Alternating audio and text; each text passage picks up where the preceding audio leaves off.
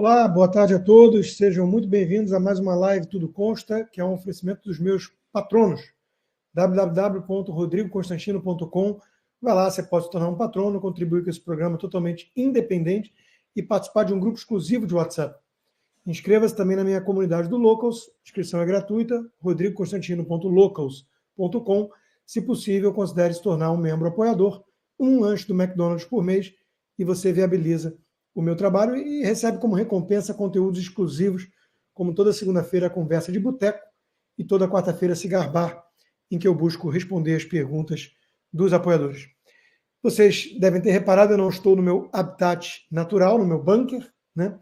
Eu estou em Nova York, questões familiares, e preparei uma live que é até longa, mais do que o de praxe, né? Então vou tentar correr aqui, porque tem muita coisa e eu tenho, enfim, outras coisas para fazer também aqui, né?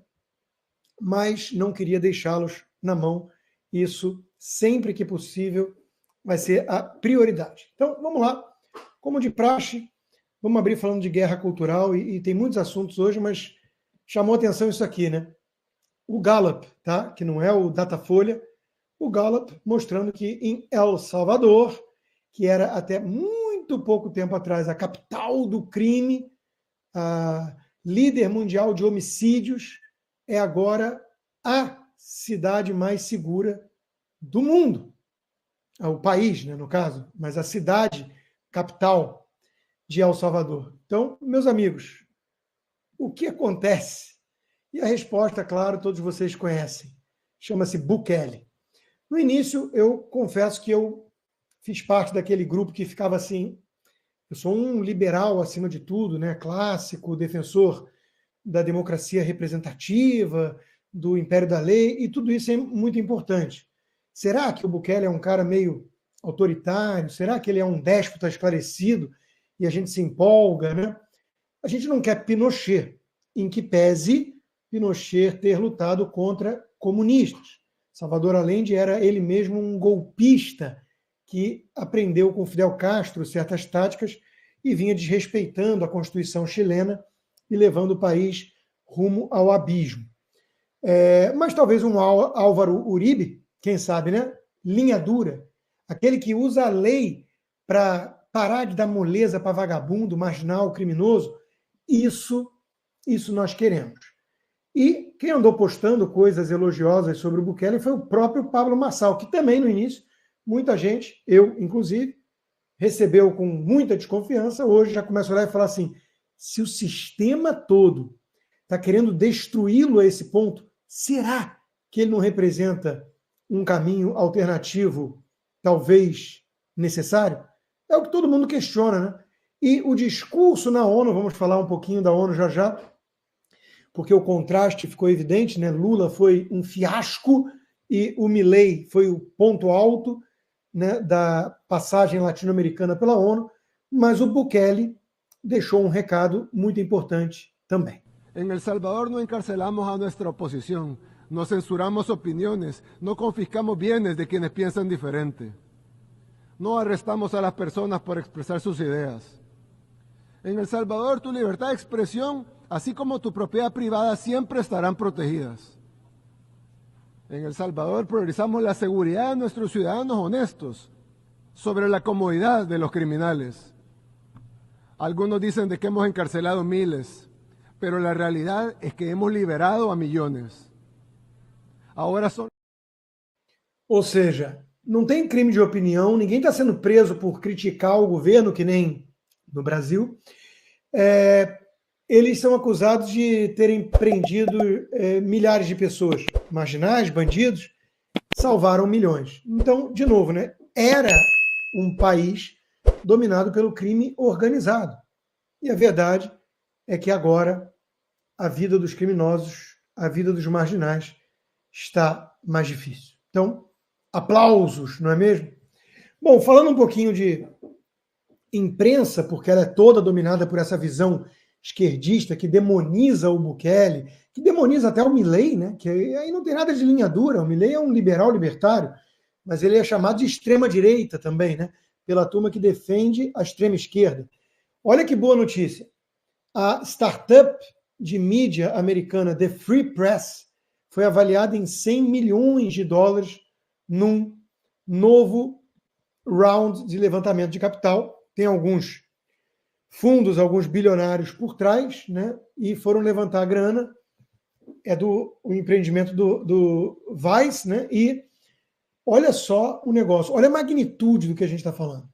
Uma startup que começou falando a verdade e desafiando o status quo da legacy media, né, da velha imprensa corrompida e tomada por comunistas, e 100 milhões de dólares já é o valor desse troço. Outra coisa interessante é que o Elon Musk comprou por mais de 40 bilhões o X, né, o Twitter, que ele virou X e ele libertou, e todo mundo falou, ele está querendo tornar uma plataforma enviesada e tudo, porque, na verdade, ele está se recusando a censurar a direita. Mas veja que até o Alexandre continua com a conta dele, @Alexandre. É o primeiro Alexandre, é o mais importante Alexandre do mundo, né? Ele não censura ninguém de esquerda, ele apenas libertou a direita. E por isso ele é tão atacado e foi uma celeuma. Agora, o Jorge Soros compra 200 estações de rádio, o Bill Gates coloca mais de 300 milhões de dólares na mainstream media, incluindo a BBC, e ninguém diz nada. É óbvio que é uma máquina de propaganda esquerdista. O próprio Elon Musk compartilhou essa mensagem. Mas a boa notícia, né, é que o Zuckerberg se encontrou com o Milley e deu uma guinada para a direita. O dono do Facebook e do Instagram, né, da Meta, diz agora que é um libertário. Não sei se ele vai realmente provar isso com ações, mas a primeira foi muito alvissareira. Contratou um estrategista do Partido Republicano. Será que ele está percebendo que realmente o Trump vai levar essa disputa e é bom estar, digamos assim, adaptado, né? Porque o Trump andou indo para cima do Zuckerberg, né? Tomara. Bom, já que eu mencionei Estados Unidos, deixa eu só falar da notícia que, enfim, parou o país aqui nos últimos dias, na última semana, e no Brasil você vê uma notinha ou outra, mas que é um escândalo envolvendo o Sean Combs, né? O Diddy, para os mais íntimos. No meu caso, que passei dos 40 faz 8 anos, eu chamo ele de Puff Daddy, porque eu conheço ele como Puff Daddy, né? Um rapper, um grande produtor musical, empresário, criou a marca Bad Boy, né, de produção musical, e lançou inúmeros nomes importantes, como Usher, como o próprio Justin Bieber. A que custo, né? Segundo uma música do Justin Bieber, ao custo de pedofilia com o menino bonitinho. E o que veio à tona agora é simplesmente chocante, chocante. Por isso, talvez a mídia não esteja tão atenta a isso no Brasil.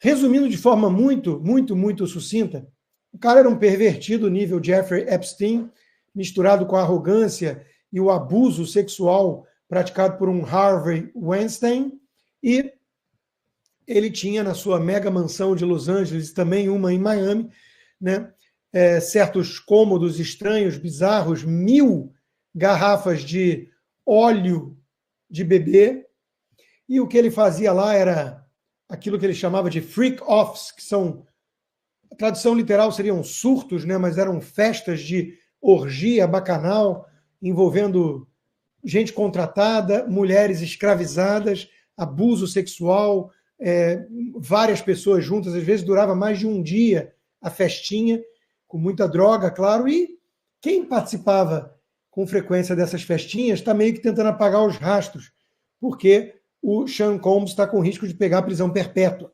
se ele não for suicidado antes, como Jeffrey Epstein foi. Ele está paranoico na prisão, de que não aceitava nem comida no início, porque achava que ia envenená-lo, né? E ele deve ter bons motivos para pensar assim. Quem frequentava a festinha? Leonardo DiCaprio, Anitta e muitos outros. Olha de quem ele é camarada. Do Obama. E eu escrevi para a Gazeta do Povo, minha coluna hoje, falando disso, por vários motivos, né? Eu acabei ontem o livro Dominion, do Tom Holland, um livro muito, muito interessante, faz um passeio sobre toda a história do cristianismo no Ocidente, né, e tudo. E é interessante porque o que isso representa em essência é abandonar justamente a mensagem cristã, que desde Paulo, né, tenta nos incutir a autocontenção dos impulsos eróticos e a monogamia, o casamento e o sexo por amor. Né? Você encarar que o sexo não é apenas material, é algo também transcendente que liga as pessoas pelo amor e pela construção da família e tudo mais. Essa mensagem ficou muito fora de moda na década de 60, mas muito antes já, Marquês de Sade e toda a aristocracia dos livre-pensadores olhou com um certo desdém e desprezo e raiva para a mensagem cristã, porque representava um freio moral aos seus impulsos mais, digamos assim, bestiais. E quando você tira o cristianismo da equação, o que sobra no lugar? Olha para as outras civilizações e vê se elas têm o foco na monogamia, no casamento, no sexo por amor, no homem cavalheiro, protetor, provedor e cuidador da fêmea. Dá uma olhada lá. Dá uma olhadinha lá no Islã, dá uma olhadinha lá na África. Não pode falar, né? Que é racismo, né? Mas dá uma olhada como as mulheres são tratadas no Oriente Médio. Então, meus amigos, historicamente falando, a linha de pensamento de que o homem pode dar vazão aos impulsos sexuais é uma coisa que as pessoas esquecem quando defendem isso, até algumas feministas, que era uma coisa muito restrita à elite da elite, de homens muito poderosos. Zeus, Apolo, os deuses gregos, eles abusavam. Eles abusavam, mas eles podiam, os réis mortais não. Então sempre foi uma prerrogativa de homens poderosos, tipo Jeffrey Epstein, Bill Clinton, tipo Harvey Weinstein e Puff Daddy. Então é quando você abre a porta do inferno, você tira Cristo da equação, a mensagem cristã, e libera, dá vazão aos impulsos bestiais e esquece só de olhar para como agem os chimpanzés, né? Até mesmo os bonobos, para não ficar nos nossos primos primatas mais violentos. Mas tem gente que confunde o ser humano com bonobo e acha que isso é uma mensagem pró-sexo livre e bacanal, né? Cuidado com o que isso representa na prática quando alguns homens poderosos se sentem acima do bem e do mal. Homens nietzschianos, digamos assim. E veja, não existe nada mais parecido com a velha aristocracia do passado do que a classe artística de Hollywood hoje. Esse pessoal que tem um séquito de bajuladores, gente que está disposta a mergulhar no rio para ir atravessar para outra margem, comprar um cigarro, porque o chefe famoso e poderoso e milionário está com vontade de fumar um cigarro. Gente que pega um avião para ir comer um hambúrguer em outro estado, porque ele adora aquele hambúrguer, e depois vai lá dar lição de moral ambientalista para quem compra um SUV. Então, meus amigos, o grau de doença, imoralidade, indecência que tomou conta de Hollywood, que são aqueles que fazem as nossas músicas, as nossas séries, os nossos filmes, portanto, as nossas cabeças. Eles dominaram a indústria do entretenimento, da cultura pop. Eles tocam o bumbo da toada moral da era moderna. Ou melhor dizendo, imoral. E está aí o resultado. E que dúvida, né? São todos eles, todos, 99,9%, democratas, de esquerda e anticristo. A Anitta frequentava as festas, como eu disse, e numa conversa com o Puff Daddy, ela trouxe isso à tona para enorme desconforto dele, claro, porque sabe que deve muito e não pode falar sobre esse assunto proibido.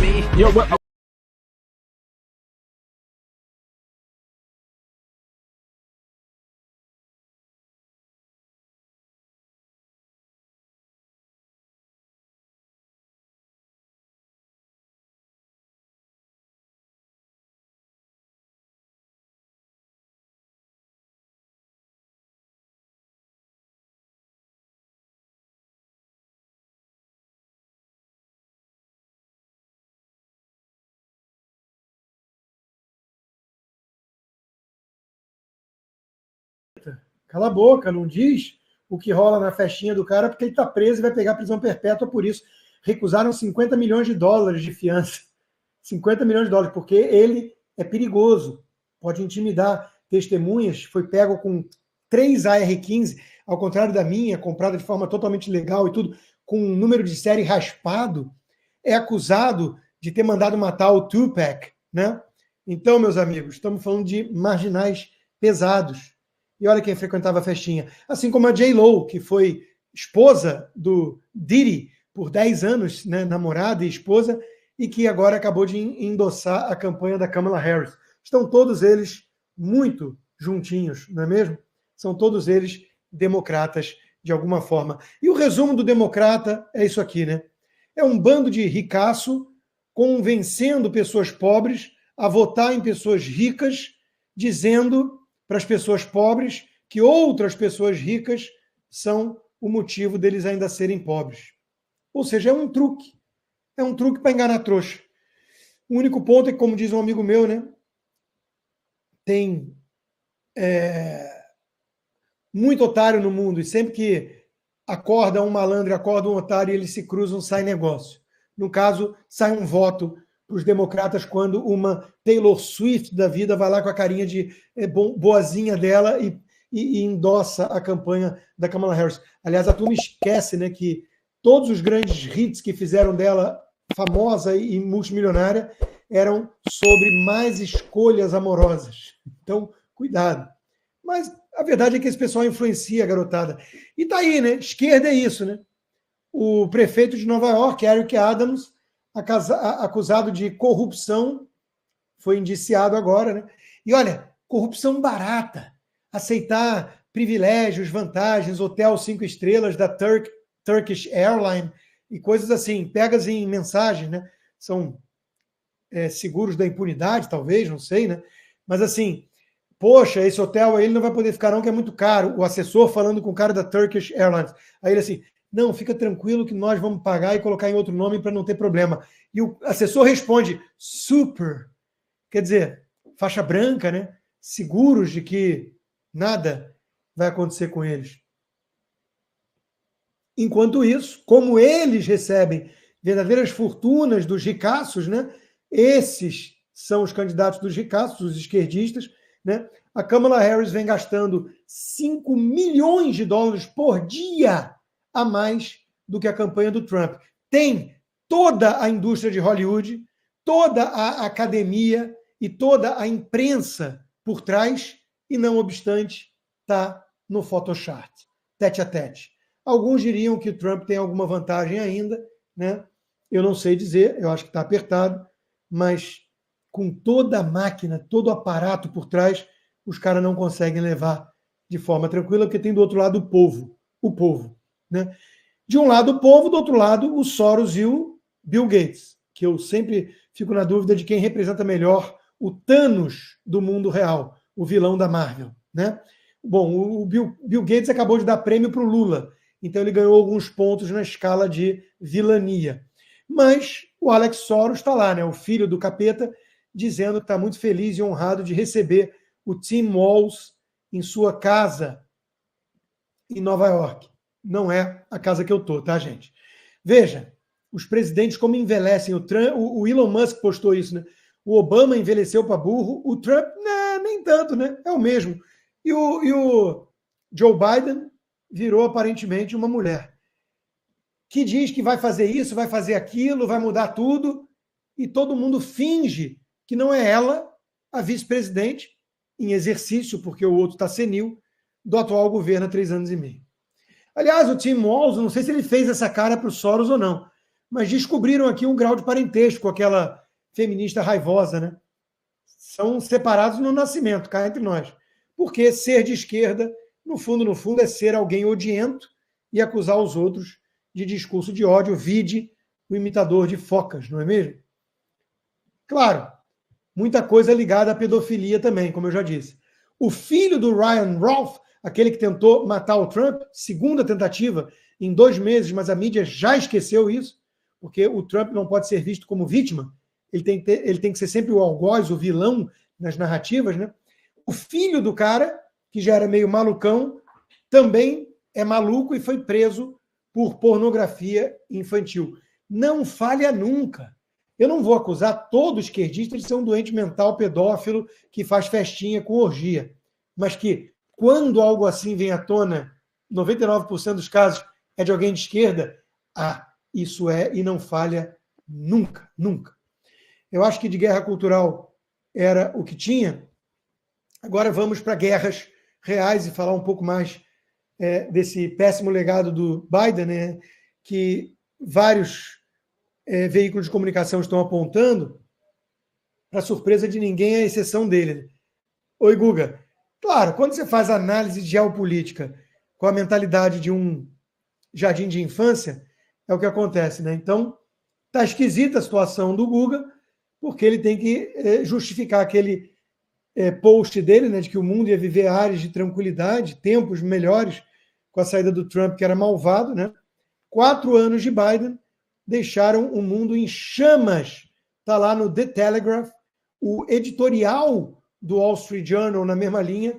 Biden deixa ao seu sucessor um mundo de desordem e nada do Guga vir à tona e falar, gente, eu errei porque eu sou... Enfim, alguém que faz análise como uma criança no jardim de infância, acho que ele é malvado, então o mundo vai ficar ruim, não entendo que geopolítica precisa de mecanismos de incentivo, good cop, bad cop, sticks and carrots, nada disso que o Rodrigo Constantino fica falando, eu entendo, porque eu estudei na Colômbia, e lá a gente não aprende nada disso, porque lá a gente acha que todo mundo é bonzinho, e se ao menos você cantar Imagine, soltar bolas de sabão, e fizer um abraçaço, todo mundo vai viver em paz, e por isso que Israel tem que cessar fogo, e se ao menos fizer um carinho na cabeça dos fundadores do Hamas, todos eles poderão cantar Imagine junto. Então, esse tipo de análise que o Guga faz, né, ele podia fazer uma meia-culpa, vir à tona e falar assim, puta, gente, eu fiz uma análise de merda porque, afinal de contas, eu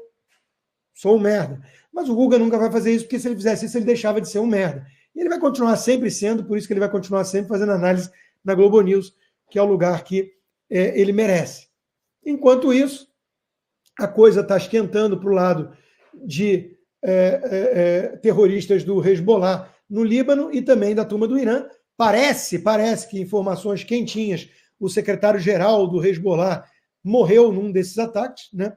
O premier Bibi Netanyahu cagou para a pressão americana, ainda bem, né? De, veja bem, vamos escutar o Guga Chakra, vamos fazer a turma do deixa disso, afinal de contas estamos em eleição e precisamos agradar a turma do Guga no Michigan, a AOC, a Rashid Tlaib, a Ilhan Omar e todo o pessoal que passa pano por Hamas, e o Bibi Netanyahu olhou e falou, vai ver se eu estou na esquina, vai plantar batata, e soltou os cachorros, não tanto os cachorros, mas os mísseis em cima dos vagabundos.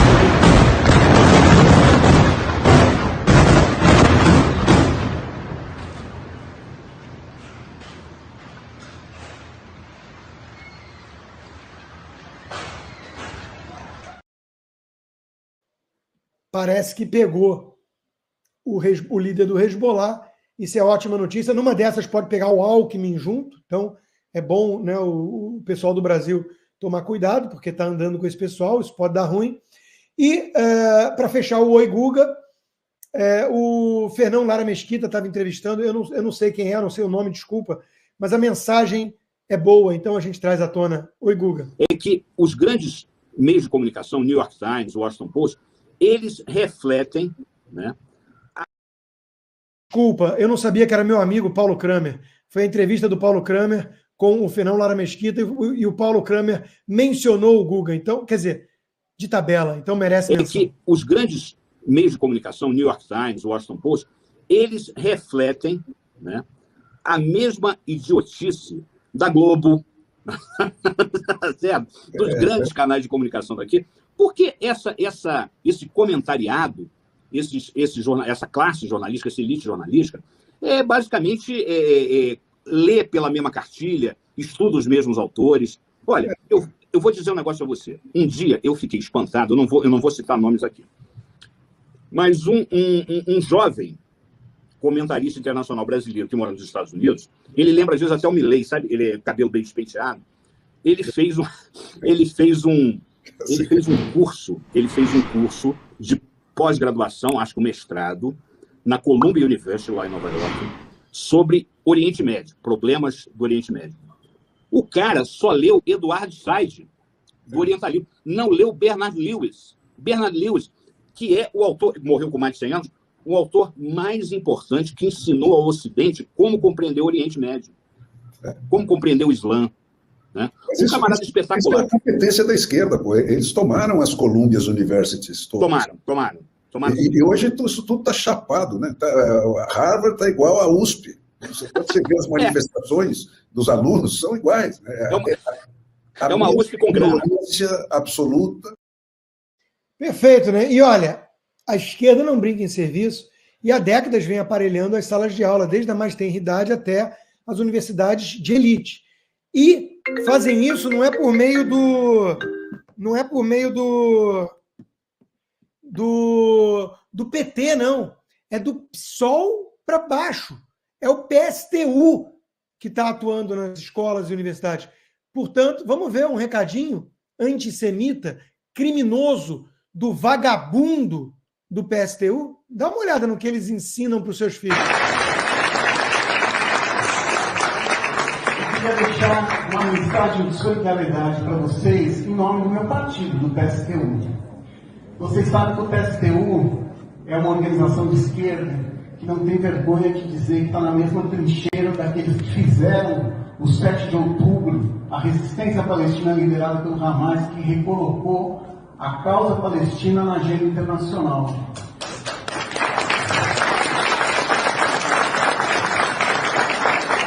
Nós também somos a esquerda que acha que não tem solução de paz para o Oriente Médio senão por fim ao Estado de Israel. Enquanto existir o Estado de Israel, nunca vai ter paz.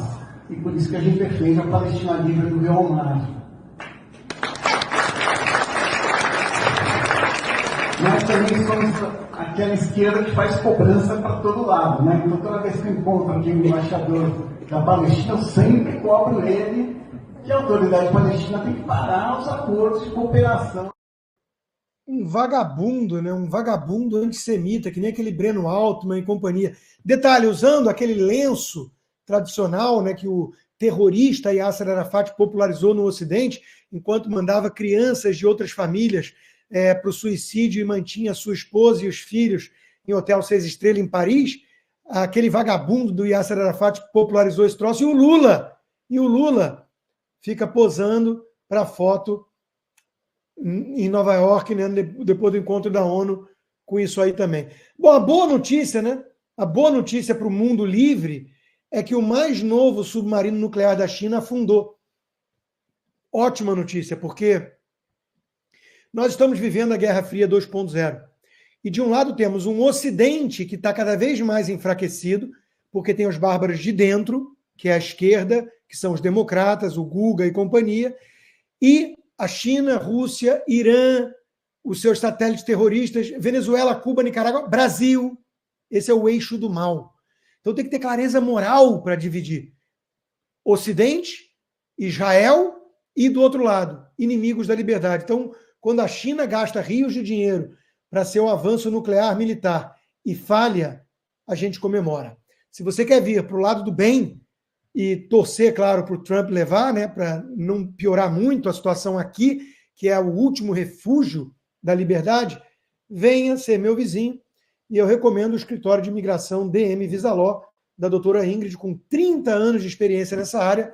Entra lá na bossconsta.com, manda mensagem que a equipe da Ingrid vai atendê-lo muito bem.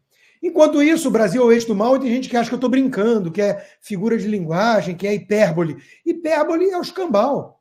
Olha aí, meus caros. Os terroristas do Talibã, que, aliás, voltaram ao poder porque foi o momento mais constrangedor da história militar americana, do governo Biden, né?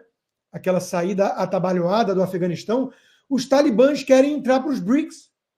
E eu acho que vão conseguir. Aliás, eu acho que merecem. Por que não? Deixa a Dilma usar o Banco dos BRICS para dar um dinheirinho para o Talibã, que usa mulher como escrava sexual. Aliás, pode convidar o Didi.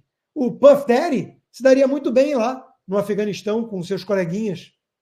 Né? O afegão médio, como diz o Emílio Surita nesse caso, o afegão médio, né, é um Puff Daddy da vida.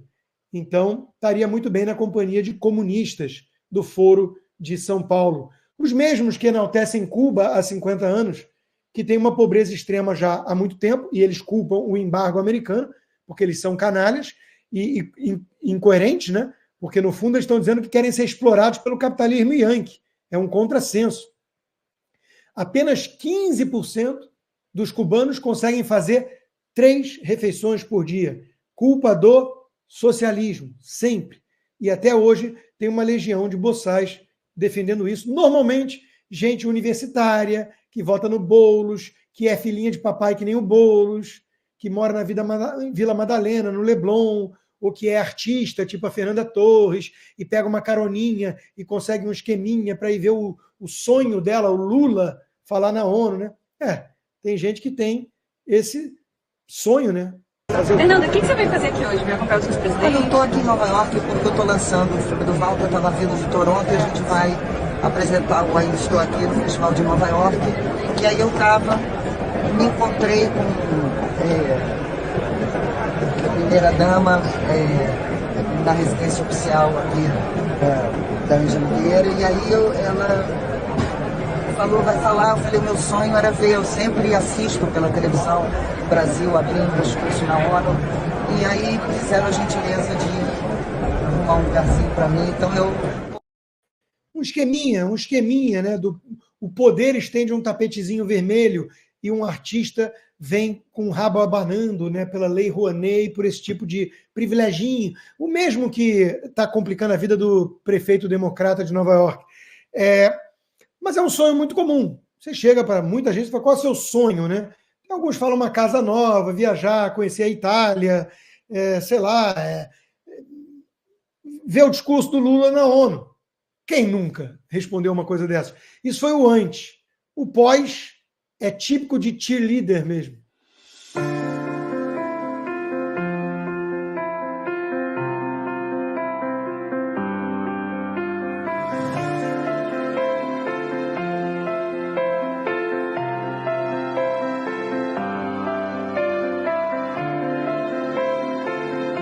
Olha, é um prazer ter te ouvido hoje, Marcos. Bom, sugestão de nova série de comédia, Os Imorais. Vai fazer um baita sucesso, afinal de contas. Os Normais era muito divertido, mas normal, isso aí que a gente viu não é não. Isso é coisa de gente que não vale nada. Isso é coisa de gente cafajeste. O Estadão, até o Estadão tucano, subiu o tom, né? Um santo do pau oco na ONU. Brasil poderia ter legitimidade para influenciar rumos, né, da ordem internacional, mas com essa liderança de pau oco é que não dá. William Vac também, né? Voz irrelevante. Com postura adotada por Lula, Brasil perdeu projeção internacional. Mas era o Bolsonaro que ia transformar o Brasil num pária global. Vocês lembram? Todos os jornalistas falando isso. O resumo está aqui, né? Do Rafael Fontana. Ditadores discursam sobre direitos humanos, homens que apedrejam mulheres jantam com feministas, semi-analfabetos ensinam sobre educação e países poluentes dão lição sobre meio ambiente e sustentabilidade. Dito isso, nós não podemos negar que tem alguns momentos ali divertidíssimos. Por exemplo, descobrimos que no Haiti não se bebe água com copo, pelo visto.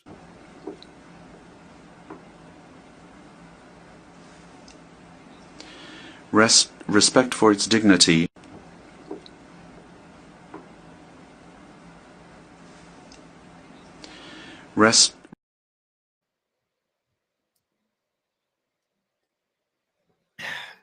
E o mais engraçado, claro, foi hoje, fizeram uma montagem com cerveja no lugar de água, nessa jarra inteira que o sujeito pegou, falando, sextou, né? Vamos embora, vamos com tudo que sextou e vamos acelerar aqui que tem muita coisa ainda. A Gazeta do Povo, em seu editorial de hoje, também chamou atenção. Hipocrisia no palco global. Lula se queixa de que o uso da força sem amparo no direito internacional está se tornando a regra, mas seu plano para a Ucrânia é justamente validar esse uso da força. Isso é um dos pontos, né? Outros pontos existem aos montes, como, por exemplo, a Venezuela, que, vida que segue, o Lula já se afastou, o Celso Amorim já calou a boca, e eles fingem que denunciaram o que aconteceu na nova eleição, entre aspas, do Maduro, porque, no fundo, eles sempre defenderam o Maduro e continuam defendendo e vão continuar defendendo, porque eles são parceiros do ditador. O Guzzo também matou a pau, né? Lula, na ONU, insiste em colocar o Brasil entre as nações bandidas. Eu chamo de eixo do mal mesmo, que eu prefiro. A Ucrânia está sofrendo a invasão militar de um país estrangeiro, mas Lula quer que ela negocie e não que a Rússia retire as suas tropas do território ocupado. Ou seja, o culpado pela guerra é o país que foi agredido. Mas essa é a linha de raciocínio do PT em tudo. No agronegócio é a mesma coisa. O proprietário rural sofre uma invasão dos criminosos do MST e o Lula quer conversar e, na prática, ele quer mesmo favorecer os companheiros invasores e ceder terras e expropriar o produtor rural, que ele chama de fascista, para beneficiar os companheiros. Mesma coisa no crime em geral. Os caras querem apenas uma cervejinha, é a lógica do assalto e por aí vai. O mais chocante dessa vez foi o contraste, porque o Lula repetir a ladainha, o blá blá blá, infantilóide, anti-americano, de a culpa é dos países ricos e tudo mais, né? É o que a gente espera. Mas o Milei veio com o melhor discurso na ONU em décadas. Foi o primeiro discurso dele, ele ganhou destaque, o Financial Times, os jornais americanos deram muito destaque para a fala dele, uma fala contundente, 13 minutos, número maldito, mas que ele usou para espinafrar a visão petista e socialista, e com lugar de fala, porque, afinal de contas, ele pegou um cenário de terra devastada, porque a esquerda lulista deixou Mad Max na Argentina. 200 e poucos por cento de inflação, 40% de miséria, e na margem tudo vem melhorando. Então, o Milei tem lugar de fala. E o que ele falou? Ele falou que a ONU foi criada com bons princípios universais e para impedir aquilo que tinha sido a causa da sua criação após o fracasso da Liga das Nações depois da Primeira Guerra, que foi a Segunda Guerra Mundial. Então, por décadas, entregou bons resultados. E o que aconteceu depois? A ONU foi usurpada pelos inimigos da liberdade e desses direitos universais. A ONU virou um palco global da esquerda caviar, dos petrodólares árabes, de grupos terroristas, de regimes nefastos comunistas. Eu resumi o discurso do Milei para a minha coluna da Oeste, que saiu hoje. Se você ainda não é assinante da Oeste, assine a melhor revista do Brasil. Então, parabéns ao Milei por um brilhante discurso, clareza moral, objetividade, né? Financial Times dando destaque, a crítica contundente que ele fez contra a agenda socialista e globalista da ONU, que quer ficar dando lição de moral para país pobre de como produzir riqueza sem poluir, sendo que eles são os principais poluentes e por aí vai. Isso aí é só uma pausa para a gente refrescar, tá com um copinho d'água, que minha voz garganta está arranhando já. E o Milei, né, que inveja de um país que tem um presidente, né? Que inveja de um país que tem um presidente. Olha o Elon Musk enaltecendo cada vez mais o Milei, né? Liberdade! Viva a liberdade, carajo! E os caras estão mega unidos. O Elon Musk está anunciando investimento na Argentina e cada vez mais denunciando, junto com o Congresso americano, pelo lado republicano, por enquanto, apresentando projetos de lei, hoje vem mais um, né? Contra os comunistas censores que tomaram de assalto, num golpe, o poder no Brasil. Porque houve um golpe no Brasil que foi dado por Barroso, por Alexandre de Moraes, Lula e companhia. E o golpe continua seguindo seu curso.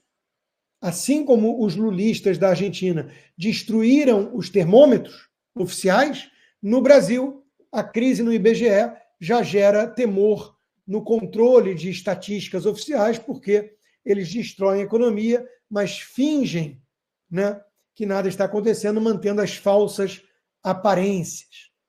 Detalhe, passamos de 10 mil pessoas aqui ao vivo, muito obrigado a todos vocês.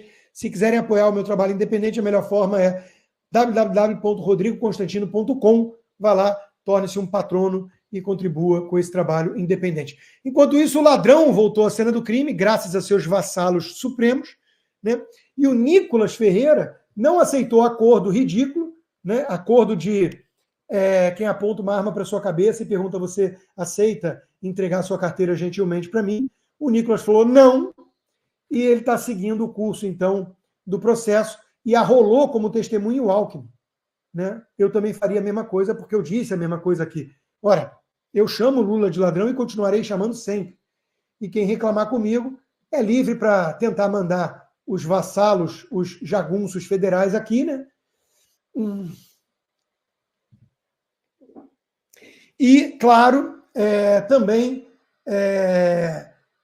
para perguntar para o Alckmin por que eu chamo Lula de ladrão. Eu chamo ele de ladrão porque eu escutei o Alckmin, eu confio muito no Alckmin dessa época, que dizia: o ladrão quer voltar à cena do crime. Exatamente, voltou. E agora, meus amigos, um assunto meio chato, foi tema da minha coluna de ontem na Gazeta, tá? Beneficiários do Bolsa Família enviaram 3 bi para Bets em um mês. Primeiro, manchete enviesada. Quando voltou? Todo mundo que apostou perdeu? Agora, vamos lá. Entendo que o assunto seja delicado. Não entendo por que todo mundo está falando da mesma coisa ao mesmo tempo. A minha coluna de ontem na Gazeta mostra 7 chamadas de 2 jornais apenas. Folha de São Paulo e Globo. 7 em um só dia demonizando as bets. Eu sei que tem muita gente do meu público conservador, evangélico, que diz: Rodrigo está mandando muito mal anunciando casa de aposta. Tá. Meu lado liberal diz o seguinte: eu não gosto de tutela estatal. Se você confia no Lula, que também agora entrou nessa, e está arrependido do projeto de lei que eles aprovaram para flexibilizar. Se você acha que o Lula vai cuidar bem do seu filho, você tem um problema de premissa comigo. Eu não acho que o Lula cuida bem do meu filho. Eu prefiro eu cuidar do meu filho. E quem educa é a família. Então, estão comparando com o crack, estão misturando muita coisa de forma deliberada que me preocupa também. O tigrezinho junto com bolsa de aposta, de esporte. Eu não sou hipócrita, meus amigos. Eu entendo a preocupação. Se tem muita gente que recebe Bolsa Família, que está gastando todo o dinheiro do Bolsa Família em aposta, talvez seja um problema do modelo do Bolsa Família. A pessoa podia estar gastando com cerveja, com loteria, que é oficial do Estado. Olha, faz muito mal para a saúde, chocolate, açúcar, cerveja e por aí vai. Em dias de futebol, agressões contra mulheres aumentam 20%. Eu já vejo gente lendo essa manchete falando: vamos ter que proibir o futebol. Eu não gosto da premissa de tutela do Estado para proteger o brasileirinho. Porque, afinal de contas, o brasileirinho não pode ser livre. O brasileirinho é muito irresponsável. O brasileirinho precisa de tutela estatal.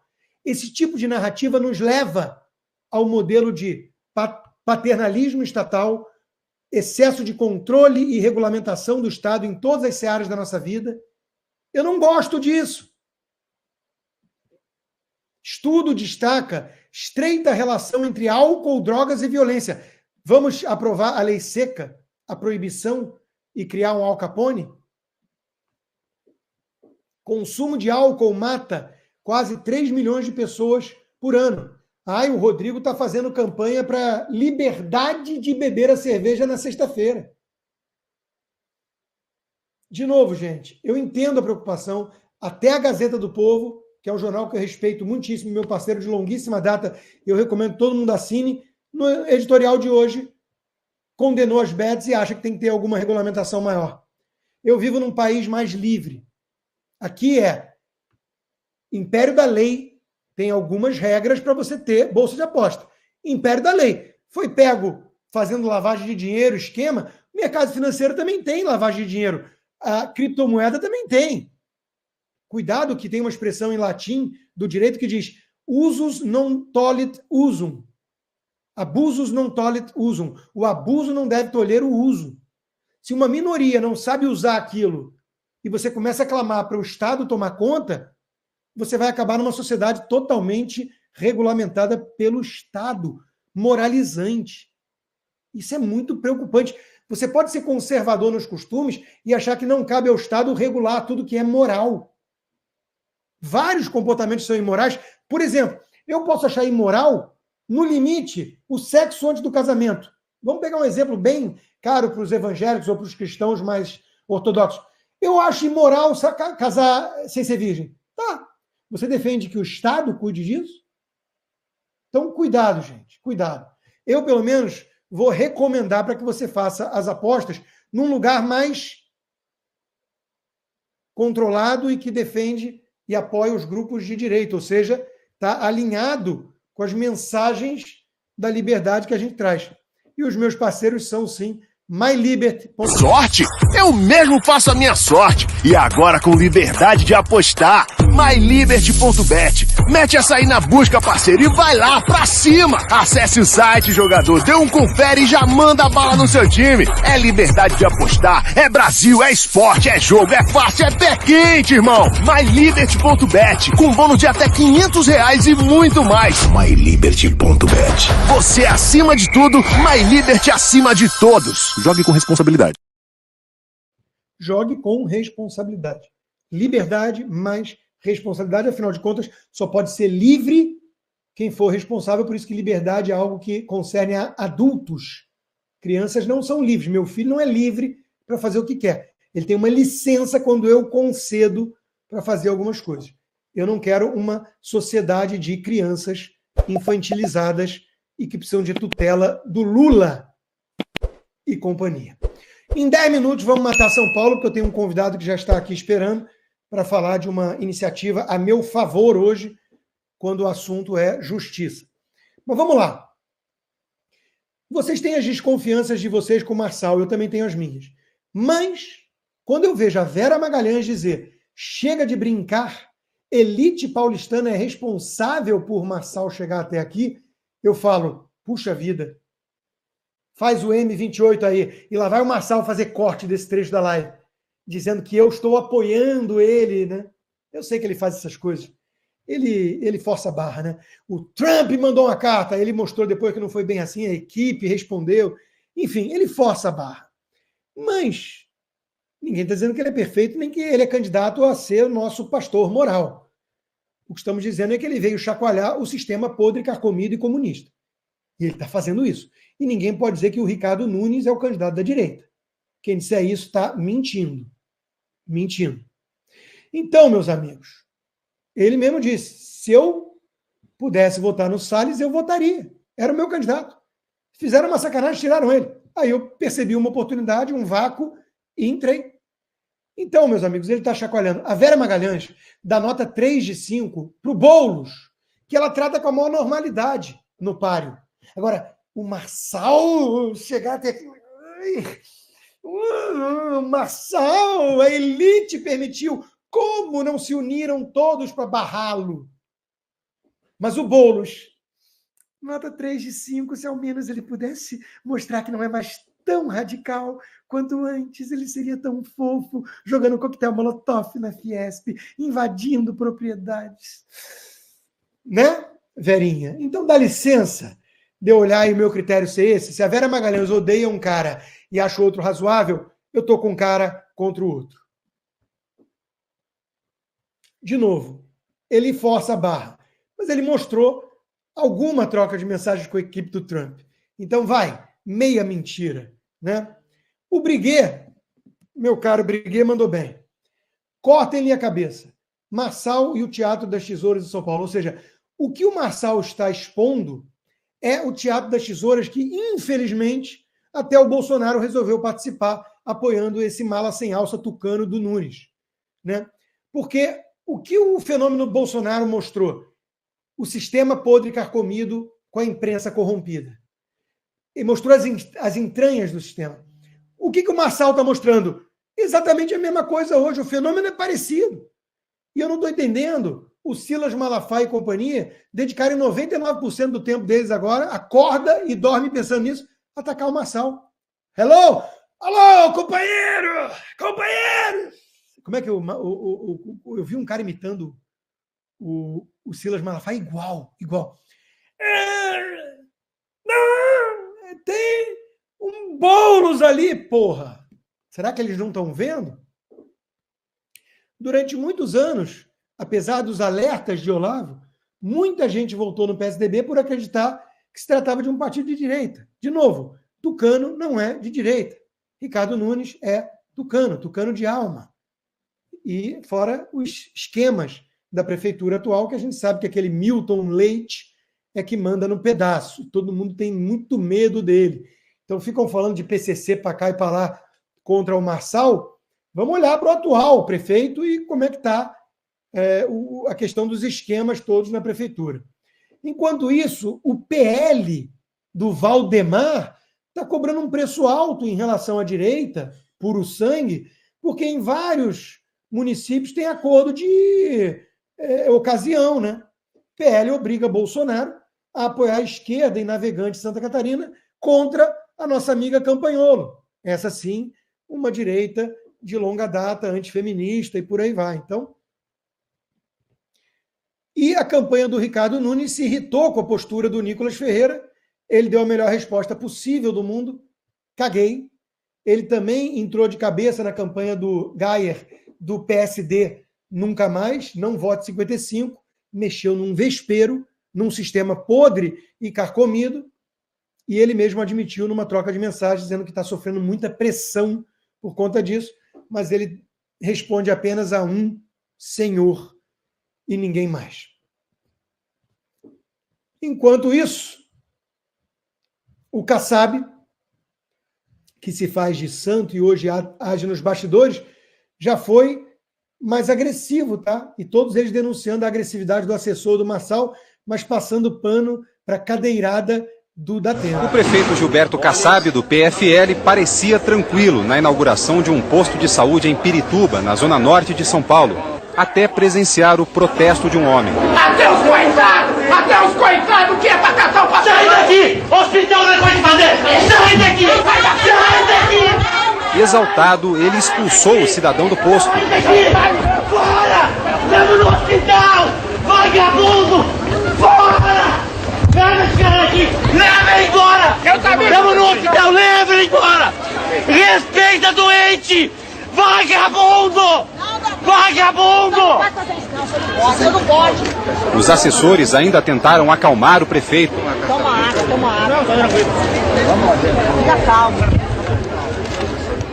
Muito nervoso, Kaiser Celestino da Silva contou que estava ali para uma consulta dentária. Ele tem uma fábrica de placas de propaganda e aproveitou para protestar contra a lei municipal que proíbe esse tipo de publicidade nas ruas. É a pressão que eu estou sofrendo, passando dificuldade, junta tudo isso. Né? E a gente não tem a quem recorrer. Então vem recorrer quem? No momento aí, ele estando aí, tentando falar para ele. Pois é, né? A turma agressora. Agora, o Bolsonaro deu um recado. Depois que eu falando, o Rodrigo agora é anti-Bolsonaro. Eu não sou nada anti-Bolsonaro. Não sou nada anti-Bolsonaro. Eu sou o que eu sempre fui. Um liberal conservador que defende há 25 anos essas ideias, tem 15 livros escritos, veio nisso muito antes de Bolsonaro ser presidente ou qualquer coisa. Não, deputado de nicho do Baixo Clero no Rio, ele já era. Que critica quando acha que erra e elogia quando acha que é certa. Agora, ele está dando um recado. Para satisfazê-lo, temos agora um mentiroso em São Paulo, que está agindo dessa maneira, perante não só a capital, mas perante o Brasil. E quem vai tirar você de uma situação difícil é você mesmo. Quem acreditar em político está pedindo para ser enganado. Quem acreditar em político está pedindo para ser enganado. Abre aspas. Quem acreditar em político está pedindo para ser enganado, fecha aspas. Jair Bolsonaro. Quem é político na história e quem é outsider? Quem é político? Então, meus amigos, agora, eu adorei que o Bolsonaro subiu o tom com um bebê no colo e os filhos órfãos do pai vivo, como ele disse, de presos políticos. Então, isso a gente vai elogiar e aplaudir de pé. E a gente vai falar disso agora mesmo, já já. Antes, vamos fechar São Paulo rapidinho, porque o convidado está esperando já. Boulos já está começando a levar ao desespero a turma da Globo News. Lula.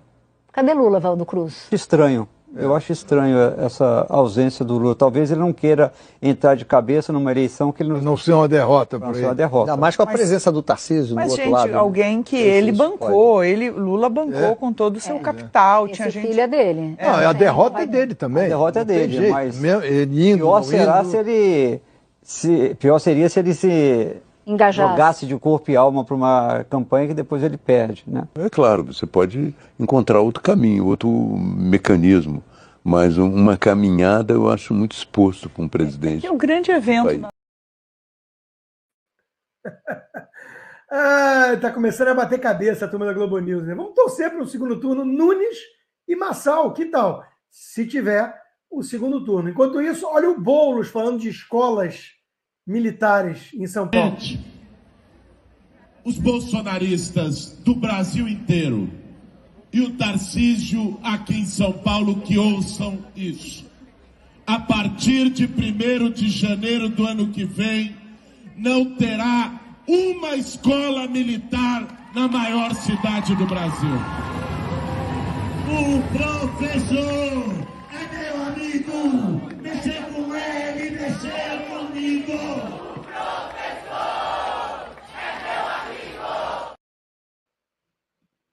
O que eles chamam de professor, claro, desnecessário dizer, é um militante vagabundo, marxista, que faz doutrinação ideológica nos nossos filhos. Enquanto isso, até a Tabata Amaral, quem diria, né? Diz ser autora de propostas apresentadas por outros deputados, ou seja, plagiadora. E o motivo do desespero talvez seja esse, né? Marçal com 27 quase, Boulos 24 e Nunes 24, segundo a pesquisa Futura.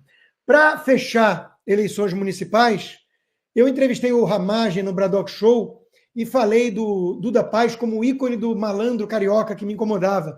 Pô, tinha tudo para ser um cara bom, um bom gestor, gente como a gente, estudou nas melhores escolas cariocas, conheço a esposa dele, conheço o irmão dele e tudo. Bom, ele me mandou uma mensagem. Eu não respondi a ele, mas trago aqui a público. Me mandaram você entrevistando o Ramagem. Sou malandro não, pô, gosto de um samba, risos. Duda, eu respondo aqui em público perante 10 mil pessoas.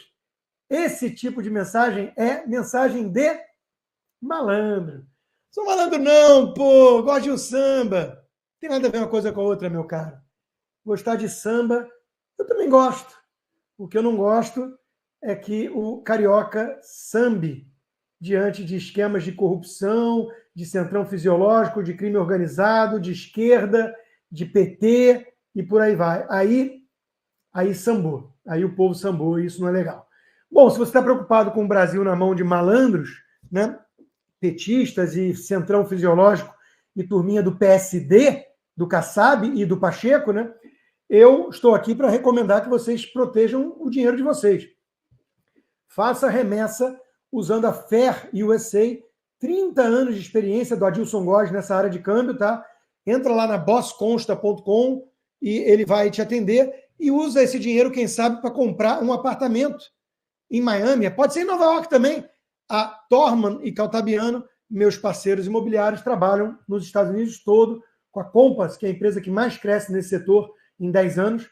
Vai ter um serviço concierge, tapete vermelho, VIP, high-end, tá? Então, se você quer ver imóvel nos Estados Unidos, é com a Torman e Caltabiano. Tudo isso está na bossconsta.com, na ala de serviços. Vamos falar de justiça?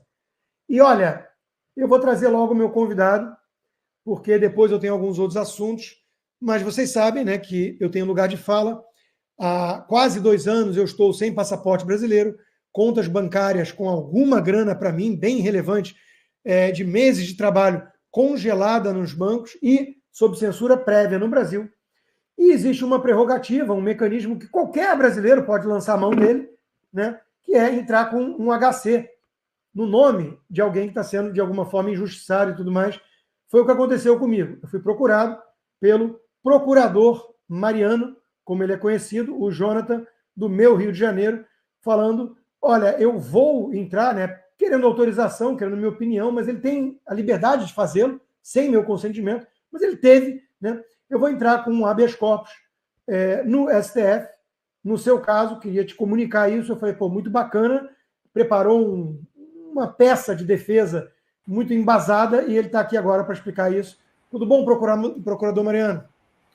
Olá, Constantino. Olá, audiência, tudo bem? Obrigado aí por ter aberto a oportunidade de conversar um pouco sobre essa ação, que eu tive a ideia e você de pronto concordou, não apenas porque você é o maior interessado, mas, na verdade, por conta dos abusos que o Alexandre de Moraes vem praticando, né? Sim, e, de novo, né, a gente não não vai ser aqui ingênuo, né, de achar que isso vai surtir muito efeito prático no sentido de, de repente ele vai acatar, ele leu e resolveu que ele estava sendo tirânico, né? Mas é importante, como todas as iniciativas que acontecem aqui nos Estados Unidos também, né, dos republicanos no Congresso, para a guerra de narrativas, para mostrar o absurdo e deixar registrado. E tudo isso peça útil no processo que eu já entrei e vou entrar em mais de um nas cortes internacionais com o meu advogado. Então, procurador Mariano, eu queria primeiro que você se apresentasse rapidinho e explicasse essa peça para leigo. Tá. Bom, eu me chamo Mariano, tenho 33 anos hoje, eu passei por procurador federal com 22 anos, tenho quase 10 anos como procurador federal e fiz mestrado na UERJ, mestrado na Unirio, passei por todos os problemas de guerra cultural que você falou aí desde o início, que você fala no seu canal por muito tempo, e sei muito bem como é essa realidade e, enfim, meu objetivo aqui, quanto procurador, sempre foi entregar o melhor para o Brasil, foi entregar realmente o melhor para a sociedade, só que eu percebi, Constantino, que a gente tem que se envolver. Nós temos que tomar uma decisão e agir com coragem, não apenas contra os arbítrios do Alexandre de Moraes, que eu já tenho feito, mas também eu decidi vir candidato esse ano a vereador aqui no Rio de Janeiro pelo Partido Novo, porque eu vejo que é importante a gente se envolver. Eu trabalhei no governo Bolsonaro, trabalhei junto com o ministro Adolfo Saxida, quando ele era ministro de Minas e Energia, eu trabalhei no... Grande figura, meu amigo de longa data nessa batalha, um cara seríssimo e muito bem preparado e que fez um ótimo trabalho. Exatamente. E, infelizmente, não deu continuidade como a gente queria dar. Eu coordenava toda a área de óleo, gás e mineração do país, eu tinha 30 anos. Enfim, tive muita experiência e conheci muita politicagem. Então, decidi vir candidato para a gente implementar a política que a gente quer, uma política com liberdade, uma política com ordem, uma política com responsabilidade, uma política que o indivíduo prospere dentro, claro, de bases sólidas de liberdade e moralidade que todos queremos viver. Então, eu estou nessa caminhada hoje. E a ideia do habeas corpus, Constantino, eu já estou realmente numa cruzada, eu digo com orgulho, sem problema nenhum, meus amigos de procuradoria ficam até com receio, mas eu não tenho mais medo, eu estou na listinha, provavelmente, do Alexandre de Moraes, eu tenho orgulho disso porque eu estou do lado certo da história. Eu tenho feito notícia-crime contra ele, realmente, a gente fez junto com o Deltan, junto com o Marcel Van Hatten, enfim, fiz também sozinho, quanto em relação à questão de abuso de autoridade, pelo que ele praticou naqueles casos em que ele decretou a prisão em inquéritos em que a família dele era envolvida, quando ele não poderia atuar. Ele próprio reconheceu que ele era impedido, mas mesmo assim manteve a prisão, ou seja, praticou um abuso de autoridade. O caso agora recente com relação ao X, em que ele determinou a aplicação de uma multa de R$50 mil por dia para quem baixasse o VPN aqui no Brasil para utilizar o X. E nesse caso, a gente entrou, eu e o Marcel Van Hatten, contra uma notícia-crime também, questão de abuso de autoridade, porque ele não poderia exigir uma obrigação de não fazer para quem não participasse do processo, no caso, toda a sociedade brasileira. E agora, com uma relação direta essa questão do habeas corpus, foi a notícia-crime em relação à falsidade ideológica e associação criminosa, em que nós, aí, enquanto Partido Novo, eu tive a honra de escrever isso, porque, basicamente, da questão das mensagens vazadas, do caso do Eduardo Tagliaferro, caso do juiz instrutor Ayrton Vieira, do juiz Marco Antônio e do próprio ministro Alexandre de Moraes, as mensagens vazadas pela notícia, na verdade, da Folha de São Paulo, uma série de reportagens assinadas pelo Glenn Greenwald e o Fábio Serapião, demonstraram que Alexandre de Moraes ele entrava nos perfis de jornalistas, comentaristas que nem você, Constantino, Paulo Figueiredo e tantos outros, para ir atrás de postagens que praticavam uma abolição violenta ao Estado Democrático de Direito, que a gente sabe que esse argumento é apenas para perseguir quem expressa suas opiniões. E não existe crime de liberdade, crime de expressar a sua opinião no Brasil, o crime de opinião não existe no Brasil. Então, mas Alexandre de Moraes, mesmo assim, buscava esses perfis e, de alguma forma, buscava derrubar as contas, bloquear contas bancárias, suspender passaportes, como infelizmente aconteceu com o seu caso. E a reportagens deixavam muito claro que os relatórios feitos pela antiga Assessoria Especial de Enfrentamento à Desinformação do TSE, a EDD, do TSE, que era chefiada pelo Eduardo Tagliaferro, ela basicamente recebia via WhatsApp esse pedido do ministro, ou diretamente dele, ou através de ordem do juiz instrutor Ayrton Vieira, para que produzisse relatórios contra os seus opositores políticos. E você, infelizmente, foi uma dessas pessoas alvo dessa operação, e ele declarava nas decisões judiciais que esses relatórios eram produzidos de ofício, ou seja, a própria assessoria especial ela fazia o monitoramento e atuava, ou ela recebia isso dos parceiros de mídias sociais, seria o Facebook, o Twitter, enfim, a Meta como um todo. Então, nesse caso, a gente descobriu que houve uma inserção falsa nas decisões judiciais, nos próprios relatórios, por isso a falsidade ideológica e também a associação criminosa, que eram mais de 3 participantes. E aí, a partir dessa própria base de fatos, de questão de mensagens, basicamente mostrando que o juiz participou ativamente da produção de uma prova para restringir os direitos de algumas pessoas, o que não é admitido pelo direito brasileiro, e aí o direito que a gente diz, o direito que a gente quer ver novamente florescido aqui no Brasil, né, que não é mais respeitado faz muito tempo, fala que nesses casos o juiz ele tem interesse direto na causa. E o dispositivo da lei diz muito claro, tá, Constantino? Nesse caso, o juiz ele é impedido de agir. Só que Alexandre de Moraes, infelizmente, ele tem agido nos casos em que ele é impedido. Só que houve uma comprovação cabal através do vazamento de mensagens que ele não disse que eram inverídicas. Na verdade, o gabinete dele se omitiu, e até agora toda a assessoria de imprensa do STF se omitiu sobre a questão da veracidade, ou seja, quem cala consente, é o famoso ditado popular, sabe que é verdade. O próprio Eduardo Tagliaferro, quando entrevistado pela revista Oeste, deixou isso muito claro. Inclusive, ele foi conclamado até ser criativo para derrubar, por exemplo, perfis como a revista Oeste, que não conseguiu na prática, que não tinha nada. E isso mostrou basicamente que o Alexandre de Moraes era um juiz impedido de agir, ele não poderia ter decidido nada contra você, contra o Paulo Figueiredo, e contra mais de 40 opositores que ele considera opositores políticos que se expressaram de uma forma criticando. Então, nesse caso, eu entrei com habeas corpus, e aí a base, curiosamente, Constantino, infelizmente, com relação à Lava Jato, houve um caso muito diferente do que a gente viu, tá? Então, tem as suas diferenças. Só que a ideia foi pegar o que o Supremo destruiu do combate à corrupção que a gente estava caminhando e falou o seguinte: olha, se vocês se posicionaram da mesma forma com relação às mensagens vazadas para anular as decisões do juiz Sérgio Moro, ainda que eu, Mariano, discorde disso, mas você tem que utilizar, por questão de coerência, essa mesma questão de decisão para anular, então, as decisões do ministro Alexandre de Moraes, que é bom que detalhe aqui, o Constantino, o Alexandre de Moraes ele não vai participar desse julgamento, desses habeas corpus, porque ele vai ser declarado impedido. Eu espero que, nesse caso, ele não participe. E que os ministros, aí, de fato, ainda não vi qual foi o ministro relator sorteado, espero que ele tenha realmente o bom senso de decidir respeitando a Constituição e as leis e, pelo menos, suspendendo as decisões que congelaram suas contas, que suspenderam seus passaportes, que, enfim, ele também suspendeu seus perfis, para que a gente volte, pelo menos, a ter uma ideia de esperança. Uma esperança de que o Brasil vai voltar a ser livre, né? A gente espera, né? A gente tem que fazer a nossa parte, né? E provocar dentro do sistema mesmo, né? Provocar as reações, as respostas necessárias a essas provocações legais, né? Até para tirar da zona de conforto quem está lá como cúmplice do Alexandre. Vai ter que tomar uma decisão que o coloca, de fato, como cúmplice. Procurador Mariano, muito obrigado pela iniciativa, pela coragem, muita gente elogiando no chat essa coragem, né? Você disse agora que está como candidato a vereador pelo Novo, 30.700 é o teu número, né? Qual é a melhor forma de quem quiser te ajudar, te procurar, dar a sua rede social aí?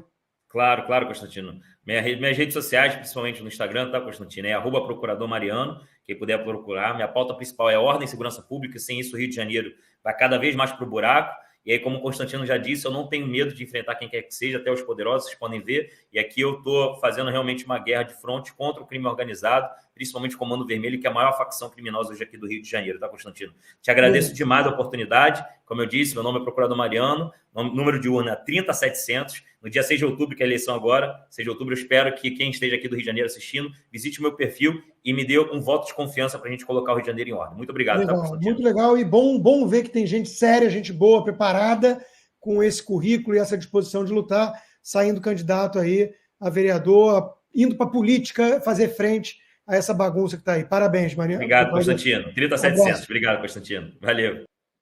É isso aí, meus caros. E, ó, essa era a última pauta, né? Justiça. Você vê, o caso do Gustavo Lima, por exemplo. Juíza que decretou a prisão foi acusada de manipular processo. Estava na cara, né? Ah, é coincidência que o cara seja bolsonarista e seja preso de forma preventiva por dar carona a alguém, né? Juíza que decretou a prisão de Gustavo Lima se baseou em decisão de Moraes sobre liberdade de expressão, ou seja, o mau exemplo vem de cima, não é mesmo? Jurista explica prisão contra Gustavo Lima. Ilegal e midiática. Estava na cara. Meu amigo Fiuza, intelectuais pela censura. Tivemos aquela cartinha dos intelectuais, né? Do Thomas Piketty e companhia aplaudindo o banimento do X no Brasil, né? Vida de intelectual é assim mesmo. Se passar o manifesto pela democracia na frente, assina, porque não sabe qual será a próxima oportunidade de estar numa manchete da imprensa falida. A vantagem, a boa notícia é que hoje em dia tem reação. Cerca de 50 acadêmicos assinaram também uma cartinha resposta a isso. Eu divulguei na Gazeta, a cartinha já viralizou, né? E o Luciano de Castro, brasileiro da Universidade de Iowa, que está encabeçando essa lista, mostrando por A mais B as ilegalidades do Alexandre de Moraes na decisão do X e argumentando o óbvio. Como é que um acadêmico, um scholar, pode ser a favor de censura, meu Deus? O embate de ideias é o que faz da academia a academia, a busca incessante pelo conhecimento e pela verdade. Moraes vai ser denunciado nos Estados Unidos por crime de tortura e não só Moraes, anunciou Paulo Faria. O PGR também, né? Porque o Gonê agora está assim, é cúmplice do Moraes e tem que pagar esse preço também. Na campanha contra esse centrão fisiológico indecente, descobrimos que existe um senador chamado Irajá. E mais, descobrimos que ele aparentemente é filho da Cátia Abreu. E mais, descobrimos que ele não tem noção da realidade e acha que pode chamar o Nicolas Ferreira para dançar, né? Então vamos torná-lo famoso agora como um paspalho que ele é. E vamos intensificar a campanha de boicote ao PSD. Não vote 55, nem, claro, em nenhum candidato que começa com 55.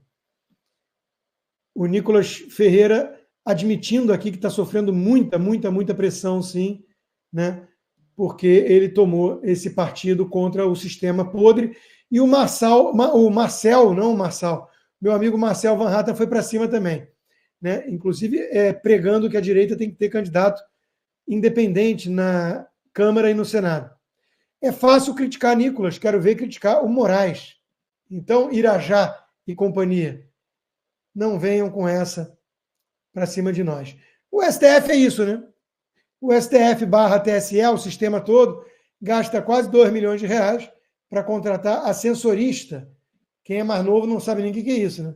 Meu filho mal sabe que é um elevador, porque a gente é do subúrbio, da roça de Miami. Mas é que os dedos dos deuses do Olimpo não podem tocar naquele botãozinho que muita gente comum, réis mortais, vive tocando, né? Então eles precisam de um ascensorista, gente. E claro, terminamos a live de hoje, lembrando que tudo pode ser alvo de hacker, tudo. Não existe sistema ou software à prova de hacker, diz a própria Globo. Menos, claro, eles devem ter se esquecido num ato falho, numa bobagem, né? Num deslize. Menos, claro, as urnas do nosso TSE, que gasta quase 2 milhões de reais com ascensorista. Por hoje é só. Muitíssimo obrigado pelo apoio. Nos vemos já no Braddock Show. Valeu, turma!